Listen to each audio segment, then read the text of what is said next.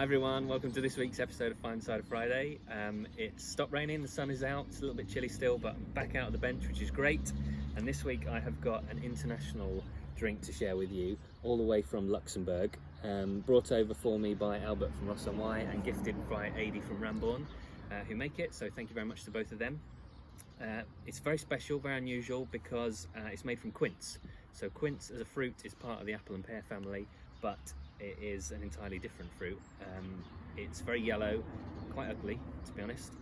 It's kind of like if a lemon and a pear were smushed together, but it's full of aromatics and flavour. It's quite an amazing fruit actually, but it's also quite difficult to deal with. So there's a few producers over here who've started meddling with it. Little Pomona I think are experimenting, they're planting some trees this year, and Martin down in Pilton in Somerset, he's doing stuff with it, but it's incredibly hard to press and you've got to clean it well first because it's got kind of like a furry skin, so a lot of effort goes into making something with quince. Now Ramborn, based in Luxembourg, I have had a little taste of this in the past at Ciderlands, and that was thanks to Sarah from Visit Luxembourg, who came over from their tourist board and shared it, and so I've been trying to get a bottle of it since then, so I'm really excited to share it with you today.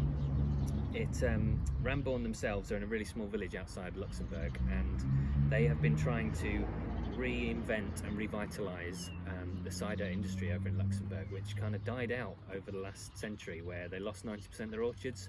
So Ramborn have been working with the local farmers to create the demand for the apples, and they're finding that now they're even planting some of the trees to meet the demand, which is fantastic. They work with over 150 farmers, and the reason this is called Garden Quince is because a lot of those farmers have quince trees in their garden, and so that's where the fruit comes from, which is, you know, fantastic story, isn't it? So made in 2018, 6.8%. Let's have a taste. First of all, look at the colour. Really clear gold, straw-like, quite pale. It's poured with quite a lot of bubbles, but they dissipated quickly, and then you've just got these kind of gentle effervescent going up through the glass, which is really nice. On the nose,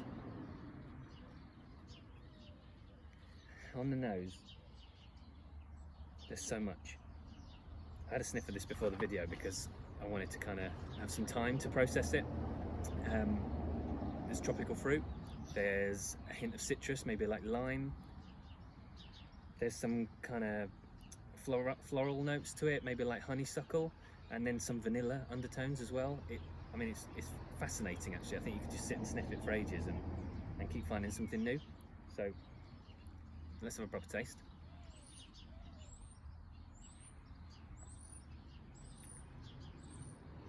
It's really crisp, really clean. There's a good amount of acidity in there, but that kind of trails off at the end. And although it's kind of medium, it's not dry, it's not overly sweet, but it's juicy. It kind of finishes making you want to have another taste. So I will. Those tropical fruits are really there. I'm trying to pick out what I think is in there. Maybe a bit of pineapple, a bit of melon, maybe like some guava, something like this. It's really tropical.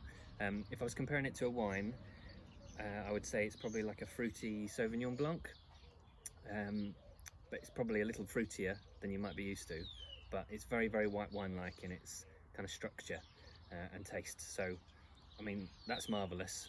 100% quince, who'd have thought? It's fantastic. Cheers to Adi and everyone at Ramborn, and cheers to the weekend.